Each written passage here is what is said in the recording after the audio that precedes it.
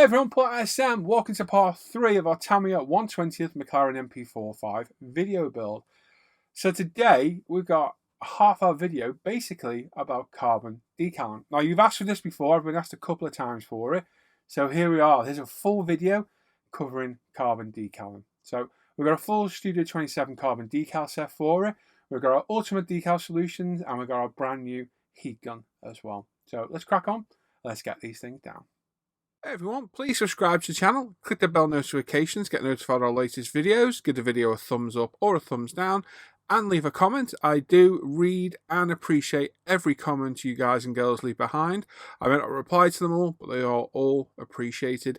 And there's a link in the description of the video that takes you to a big long list of all handy videos and a lot of the products I use in my videos. You now have the chance to support the video content creation by using Patreon or the PayPal me link in the description down below. All the videos always remain free to watch. This is just your chance to help support the videos.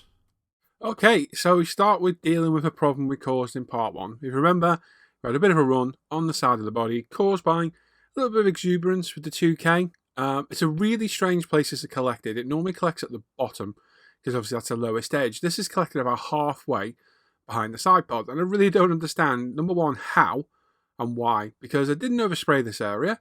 I was very conscious of how much paint I was putting down with having the white on there. It's very hard to see 2K on white, and it's very easy to put too much 2K down. But anyway, we need to deal with it. So we started off with our thinny sticks from UMP. We started off the most abrasive. We actually start with the 180, then the 240, the 400, the 800, and the 1200. And this probably took me a good hour of just gently, hardly any pressure at all, sanding away, not wanting to burn through the 2K to the orange underneath. And it just took a long, long time, which I was happy with it. I went over it with our sponge sander and then the 12,000 micromesh used wet to try and get as much of the sanding marks out.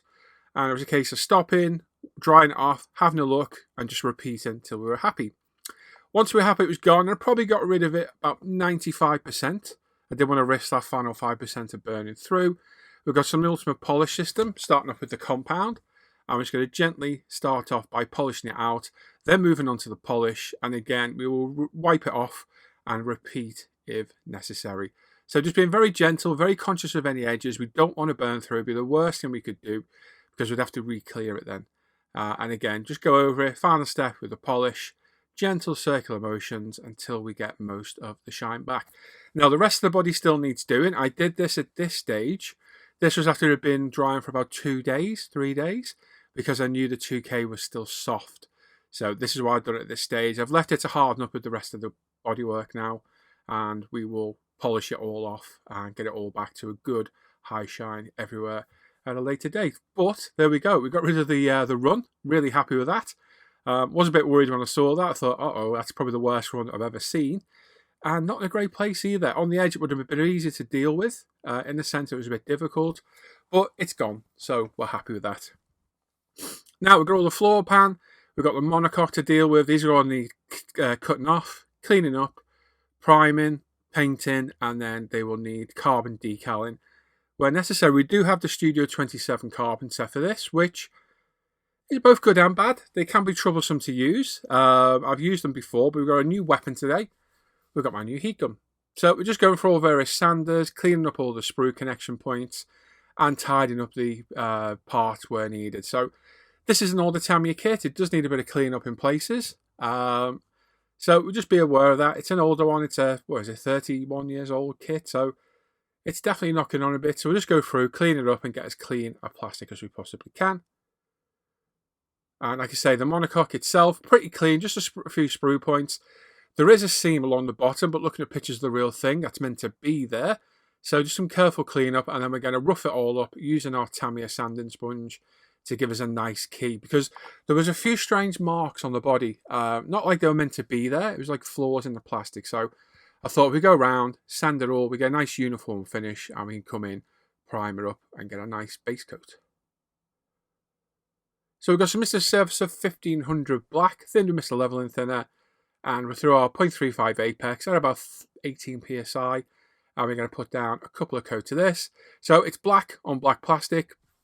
So it covers really well. No need to put, multiple coats down, but we'll just go with 2 on this. Just build it up. And you just see how it's going down. It does build up really nice. Nice and easy. Now, underneath, the instructions ask you to call out, they call out to paint it a different colour in places, which we thought was wood. And then looking on it, I don't think we're 100% sure what it is. I think we did figure it out. I've taken the diplomatic decision to leave it black because A, it'll probably never ever get seen. And B, if I don't know fully what I'm doing, I'm not going to risk wrecking the model. So with the chassis done, the floor pan, we move on to the monocoque. And again, just light coat, building it up, going all the way around. We've let that dry overnight. And the next day we're here with our decals. So we've got our water tray, heated up with our coffee warmer as normal. We've got our UMP decal solution, some microset, fresh bladed our knife, and our water pen to use as a brush. We're going to get these carbon decals down. Now these can be stubborn. If you've used these Studio 27 decals before, you'll know they're an absolute pain to get to conform. So we've got a heat gun today. We'll hit them with our solutions, then hit them with the heat gun, and that will help us get them in place. Now, sod's law, the first decal we put down becomes troublesome. You'll see that in a second. It's just my luck. The very first one has to be a problem. So we're going to pop this into our warm water that's been warmed up. So it's not absolutely boiling, but it's warm enough and it helps get the decal off the backing paper and softens it a little bit to help it conform. We put a generous coat on microset down, and this is where it all goes wrong. So I'm just lining it up, as you can see, getting ready to put it in place. And as I slide it off, the back of the decal wraps around the back of the backing paper. And I'm like, uh-oh. So I think I'll take it back off, fold it back over, very gently with the tweezers. And then I'll turn it around, and it's split. So I was like, oh, great.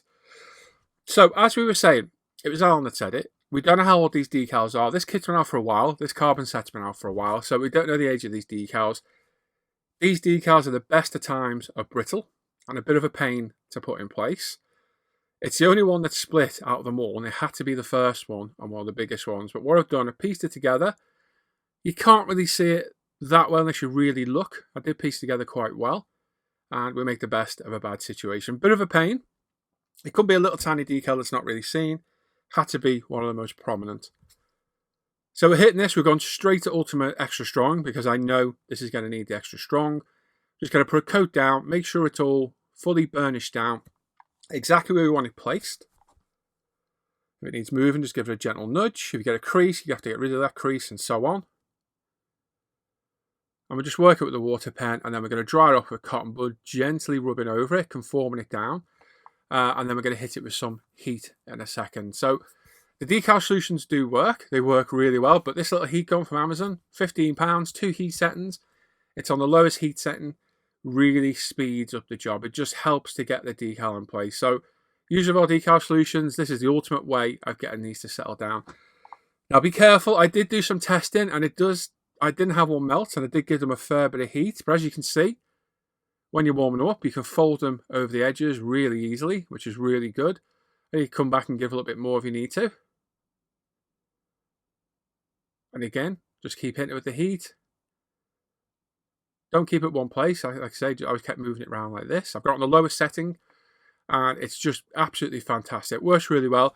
Again, it was Alan, Mr. Parker, who's going to get a big head here, me talking about him. Recommended these. He bought one.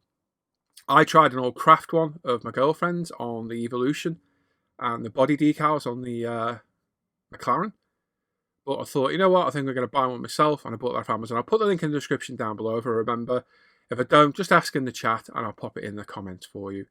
But yeah, we repeat this on all the decals now. It makes life so much easier and quicker to do.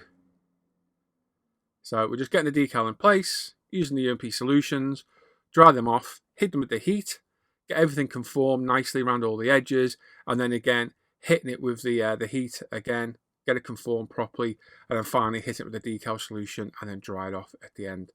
So the decals didn't prove too troublesome. They took me a while to do. There's a few hours work here. But overall, not too bad. And as you can see, little decals like this over corners, you can just flap the edge over, hit it with the heat, conform it down, and it goes down absolutely fantastic. Very, very worth addition to the tools and This has had a lot of use lately. It's proved very, very useful, and I think it will do for some time. So yeah, really useful. Highly recommend getting one.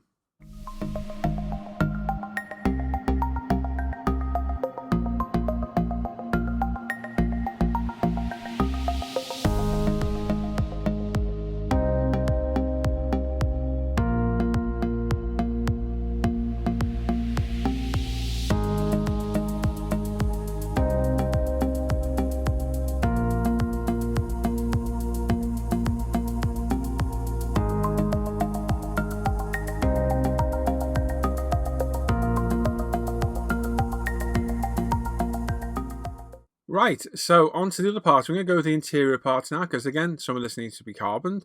So we're going to cut off all the parts, all the seat, the cockpit, and all the other parts associated with it, and we'll clean them all up, and we'll give it all a prime in Mr. Surfacer again. Now what I've gone through here with my marker is I've marked all the parts that need carboning or painting, and then I've gone through and crossed them off to confirm that I've got them ready in the pile. So I found this very useful lately. Keeps a track of all the parts and saves anything getting mixed up. So again, standard process, clean them all up with the Tamiya cutters and give them a clean up with the ultimate sanders. Just take your time. On parts like this, just be careful not to cut too much off. There is a bit of a lip there. You don't want to take the lip off and ruin the profile of the part. Just some careful cleanup. We are going to prime this. The outside of this wouldn't be seen. It's on the inside of the car. We won't see it. But if you clean it up properly, you know you're going to have no problems fitting it and it's going to have no issues getting in the car. Now the seatbelts, the molding ones aren't great. Luke, who I'm building this for, has purchased some Modern Factory Hero ones that are on the way. So I knew this was planned. So I got my Proxxon mini tool with a stone sander. I'm just going to gently remove all the seat detail. Once I've got most of it off, I've got all my Trumpeter Master Tool chisels. I'm just going to get the remnants of the rest of the seat off. Sadly, that bit won't quite fit in all the areas. And anything else left, we're going to sand off. Again, cleaning the seat probably took me a good hour on one of the live streams one morning. It was a lot of work, hitting it with the 180, 100 UMP thinny stick, working our way through all the thinnies until we get as smooth a finish as possible. But again, a lot of work to get rid of those seat belts. And again, been primed in Mr. Surfacer, and we've got the carbon decals out of the kit. Don't fit great, these. I managed to get them to fit roughly, and again we're hitting with the decal solutions, the air gun to dry it out, to heat it up and get it to conform, and then hitting it again with the ultimate solutions to get them to conform in place. And then there's several pieces of carbon to go inside the cockpit as well. Just look at your references on your carbon call out, and you'll see where they sit. And this is basically where the seat sits, and it's the exposed areas around it. So tricky part like this is where the heat gun's absolutely ideal. Pop it in place, get some decal solution on it, dry it up, give it a hit with the heat gun. That really softens the decal, and that way you can conform it in place really, really easily. Now, the air funnel. It's a very specific, weird colour, which I don't have. It's like a pale, greeny, yellowish colour. So I've gone with pale yellow, and I've mixed it to eye. A bit of ice from Alan, who's been a massive help, along with Simon and Dan Croak. They've been a huge help in this build, helping out, because I know nothing of these at all. I'm completely out my depth with S1, and they've been absolutely awesome with their help. So thank you guys for that, if you watch this. So I've got some Tamiya, I think it's XF, no, it's LP39 Racer White. I went with an off-white, that's right. And we've got LP8 Yellow. I'm just going to mix it to get like a pale yellowish colour. So we've added some white into one of our mixing cups. I'm just going to keep adding drops of yellow until I get the colour I want. It didn't take much, and then we'll thin this and we can airbrush it on.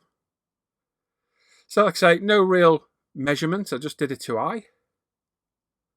I had a picture on my screen in front of me and I was just looking, I just waited until I got the appropriate colour. So just a little bit of mixing, a little bit of judgment, and you can get the colour you require. These little mixing cups are ideal. We sell them at UMP. I use them for everything, for CA glue, kicker, paint, a lot. They're really helpful and handy, and a worthy addition to add to your arsenal. So with that colour mix, it's off to the spray booth. It's had a couple of coats of this yellow colour. It's dried for a few hours, and we're in with the carbon decal to fit over this as well. Bit of a tricky one, this. Quite a peculiar fit, so you need to make sure it's equal all the way around before you commit to any heat or decal solutions. I got it quite right. It did split at the back. I did have to piece it a little bit, which is a bit of a pain, and a little bit of heat on it soon got it in place and pretty much conformed where we wanted. There are 2 other pieces to go around the side and the back as well. You can just see the little piece there that's fallen off. That's a little bit that ripped. So we'll pop that on. The carbon's quite good to piece. It's not as noticeable as you think it would because of the weave. So not too bad. We do piece it in. No bother at all. And then we're to our brake cooling channels, I guess these are called. I don't know. So these are all carbon. It only gives the carbon for the outside and the top. So I had to add my own carbon on the inside, which is a bit of a pain. Tricky to fit. These definitely required a bit of heat to get them to conform properly. But yeah, Studio 27 really needs to give the inside of these, because if you don't have the wheels on, you can see right in there. And I had to piece this with Scale Motorsport carbon instead. So yeah, really wished they did improve it, but exactly the same process. Get them on, a bit of UMP extra strong, heat, UMP extra strong again, and if you need it, heat again to get it all to conform. But as you can see, it did conform really nice, and it looks okay. So yeah, we go all around that with all the appropriate parts. Like I said, I do add my own inside as well, but they're tricky to do. Not the clearest instructions on the Studio 27 sheets. That is literally instructions you can see on the top left. They're very vague. You've really got to use a little bit of judgment to figure out where things fit. Quite often, things that are labelled go on the other side, as I found out with this part. I think this goes elsewhere. But yeah, we persevered and we got through and got it all done. And again, he comes to the rescue, gets everything to conform nicely, and tidies up the job absolutely beautifully. Highly recommend this heat gun. Really, really would. It's absolutely wonderful. So there we go. So we've got 4 of these to do in total. And then we've got side pieces for the air funnel, which we've popped on here. Hit it with a little bit of heat, get them to conform. And yeah, so as you can see, a lot of decaling done in this video. This is what this video mostly is. It's just decaling. In the next video, which I already have filmed, we're going to deal with all the engine and all the suspension and what have you. And we're nearly getting there now. We're really progressing well through this build. And I have been enjoying it, although it's a bit stressful because it's not my build. And it's a sort of commission of sorts for somebody else. It has been a stressful build, but I have enjoyed doing it. And I think at some point I will enjoy doing my 12 scale MP4 6. So yes, I will be glad to get this off the bench. And I'm going to hand deliver it to Luke as well, because I don't want to post it out at all. So yes, but there we go. That's all them done. Then we got the diffuser at the back. So this is carbon on the side. So we get several pieces that are shaped to fit in here perfectly, and they do fit quite well. They're not too bad at all. So I'm just going to pop those in place like so, and then hit it with the solutions, hit it with the heat. And then I found this is the best way to doing this. Get it in place, hit it with the solution, hit it with the heat, hit it with the solution again if you need to get it to conform, and then hit it with the heat again should you require. You can't go too far. I did try and add more and more heat, and I had no detrimental effect on the decal. It will melt it if you push it too far, but for me, worked absolutely brilliant. Really handy tool. So yeah, like I say, several pieces to put on. This little piece on the back was quite awkward along the back, but again, we got it all in place. Now, we need some heat shielding in here. This goes underneath the engine. It should, of course, have to be painted. But I thought, you know what, I'm going to burn metal foil this. And funny story, I had to redo this later on. So I put this piece in place, and it went down okay. I've got a couple of creases in places where at the back of where this is going to go now, you can see 2 little ridges, and they're little ridges to hold what look like little ECUs underneath. I think they are, I'm not sure. And on this, I've tried to conform around it. The second time round, I cut out around them because they are hidden. Now, the funny story is, after we get this in place, we're going to give the whole carbon and chassis and the bare metal foil a semi-matte varnish. A couple of days later, I'm looking at the crease thinking, not happy with that crease. I'll give it a rub over the cotton bud again, wipe over the bare metal foil, the cotton bud, and think, why is that just streaked really strange and gone really shiny? And then I remembered I sat and cleared it. So I had to take this off and redo it all. So you'll see this one done. I may show very quickly the other piece being done because the air was a bit blue. But yeah, it's one of them. You make a mistake, you have to fix it. So this is going to look better than being painted, I think. the natural metal finish will look a lot better. Like I say, just see a few creases, and there where I tried to get out later. Second time round, it comes out a lot better, and I'm a lot happy with it as well. So we'll just get it down, burnish it all down with a clean cotton bud, burnish the edges down, a nice sharp knife, and just cut around the edges, like so, being careful. Obviously don't stab yourself or cut your finger off. And then peel away the excess. I'll be live here. This is me live with you lot, chatting away while I'm modelling. I can always tell because I stop for no reason at all. And there we go, carefully cut it away. If it doesn't quite come away, then you haven't cut it properly, so you may need to go over it again. But a nice sharp blade, and you will find that the blade dulls very quickly cutting the bare metal foil. Once you've got it cut, go over it, re-burnish it down. And like I say, we do both sides. It does look all right, but I'm not quite happy with those creases, and I do come back and rectify it later on.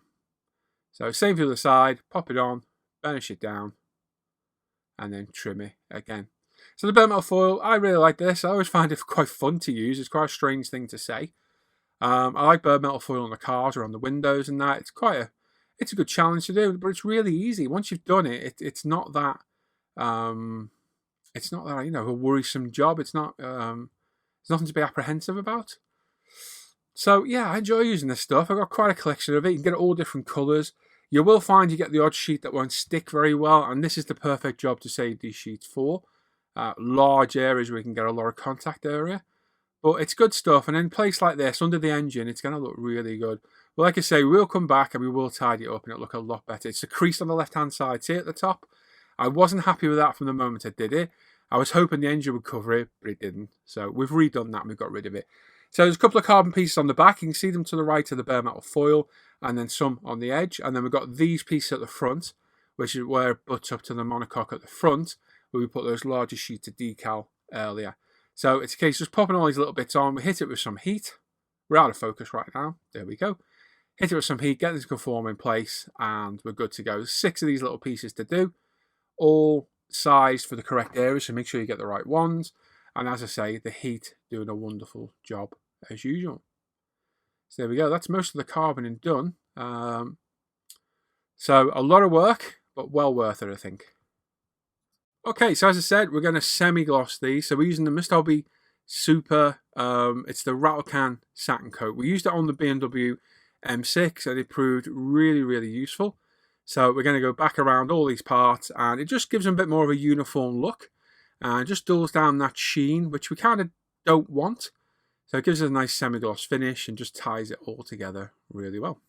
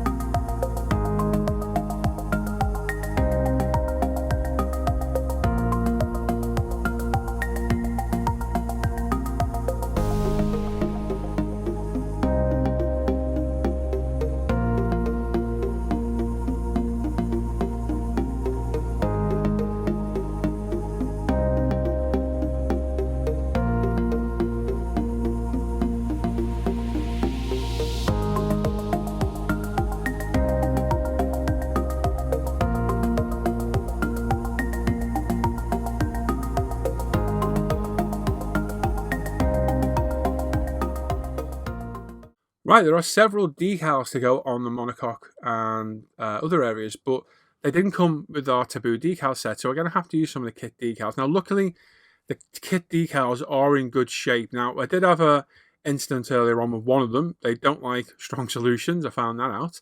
So we're just going to set these in place with the normal and get them set in place. So nice and simple to use. I think it's only the shell one that the decals didn't come with. These are the Taboos in 2 places. It's the Marlboro sponsorships it doesn't come with. I'm just going to gently put them in place. This is over the semi-gloss finish. We're going to leave these as they are.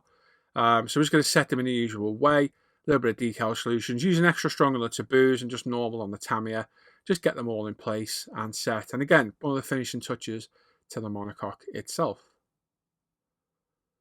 On the front, another Marlboro decal. Quite a tricky little one, this, just on the very front. Quite troublesome to get lined up. And then we've got a couple of Hercules ones on the side. I hope the Hercules. I was a looking idiot saying that, don't I? And there we go. That's everything decaled and stored away safely. So we're going to leave that. We're going to come back in part 3, in which we'll deal with all the running gear, so all the suspension, and start work on the engine. Right then, there we are then. So we are all carboned up. We had a few issues with it. The Studio 27 carbon is renowned for being troublesome, but the Ultimate Decal Solutions and the heat gun really tamed them and got them in place. We have 1 or 2 split, which is a real shame, but it's almost like collateral damage. You know it's going to happen at some point. It's just sod's law. It happened on that big one right at the beginning, but it is what it is. So that's mostly all decaled now. We made a big step in the build. We got rid of that run on the bodywork, which I'm very, very happy about. I just need to polish the full bodywork up. And I've got all the footage on iMovie ready to edit for part 4, which will deal with the engine, all suspension, and starting to test fit pieces, see what they look like, adding some hoses, some wiring and what have you. So hopefully part 4 will be quite an interesting build. So there we are. So if you got any comments or questions, pop in the comments down below. I do love reading all your comments and appreciate everyone that takes the time to read the comments. And if you'd like to support the channel, as usual, there's a Patreon me, a PayPal me, and a Buy Me Coffee link in the description down below. And as always, go check out International Scale Model Facebook page and forum, umpretail.com, my Paul ISM Facebook page, the Live at the Bench page, the Off Air Hangout group, and the group build page. And of course, go check out my Paul ISM Live at the Bench YouTube channel, where I stream near enough every single morning. And you can come over there and join us too. Also, make sure you sub to the channel, give it a thumbs up, click that bell to get notifications of all the latest videos. And as I say, please do leave a comment. We appreciate everyone leaves a comment. You might not get a reply, but I'll always heart it after I've read it. So thank you very much for all those that take the time to do. So the question, what question have we got? I'm going to start mixing these up and put them throughout the videos in future. What part of modelling do you find the most apprehensive? Do you not like painting? Do you not like cleaning the part up? Do you not like decaling? I think for me, there's no apprehensive part of what I build at the minute. With aircraft, I hate rescribing. Absolutely despise rescribing. I think the part I hate the most is the part cleanup. It's all I ever seem to do. Because I model so prolifically, all I ever seem to do is sit there sanding parts. That's probably my most hated bit. So let me know yours in the comments down below. So see you later, everyone. Take care. Bye-bye.